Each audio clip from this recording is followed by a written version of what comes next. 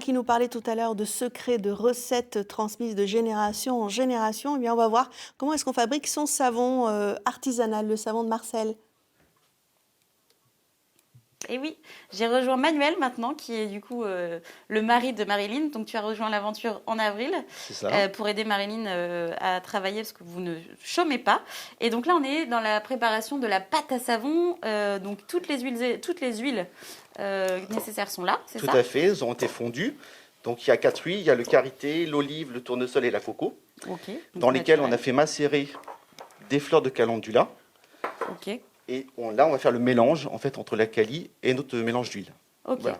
Et donc c'est du lait de chèvre, hein, c'est ça? Alors là, dans la kali, il y a du lait de chèvre, il y en a entre 30 et 40%, ce qui va permettre en fait de donner une douceur au savon et pour la peau notamment. Okay. Et pourquoi le calendula?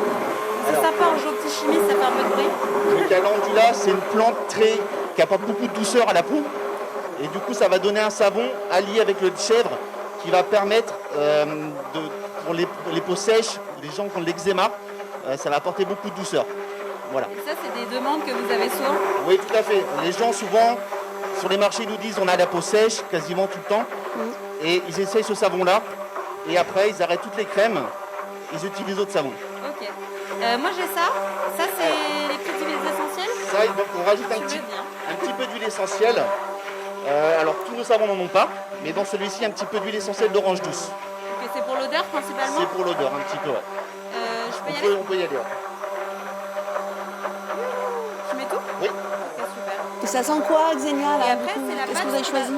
Alors là, on va mélanger. Ça sent l'agrume, vu que c'est de l'huile essentielle d'orange douce. Ça sent vraiment l'agrume. On sent que ça prend un peu au nez, d'ailleurs. Et d'ailleurs, il n'y avait pas d'autre odeur, en fait. C'est uniquement ces huiles qui vont donner et qui sont bonnes pour la peau aussi. C'est ça. Ça, c'est la pâte à savon. Du coup, ça, c'est la pâte à savon. Il n'y a aucun additif. Elle est prête. Il n'y a rien d'autre que les huiles. Du coup, la plante et un petit peu d'huile essentielle. Et on va la couler dans le moule. Eh bien, vas-y, je te laisse à l'œuvre. C'est toi le chef. C'est ça qu'on appelle la saponification à froid. Saponification à froid. En fait, c'est la réaction chimique entre la soude et nos huiles, enfin, notre mélange d'huile. Très bien.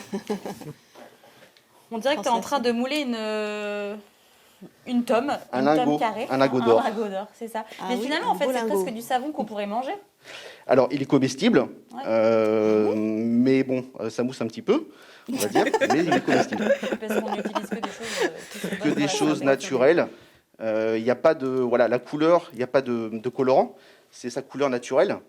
Et il va changer de couleur suivant en fait ce que vont manger les chèvres durant la saison. Oui, donc c'est vraiment comme du beurre ou du fromage. C'est ça. Un peu d'herbe fraîche et paf. Au printemps, en fait, on a des savons qui sont très jaunes parce que les chèvres retournent au pré. Et du coup, c'est vraiment très ça donne des savons ultra jaunes. Et donc là, ça va reposer pendant 24 heures et après, on va peut-être retrouver Marilyn. 48 heures. Et après, on les démoule et on les coupe. On peut presque les faire tout seul à la maison. Voilà. Eh ben, tu verras si on peut les faire tout seul à la maison.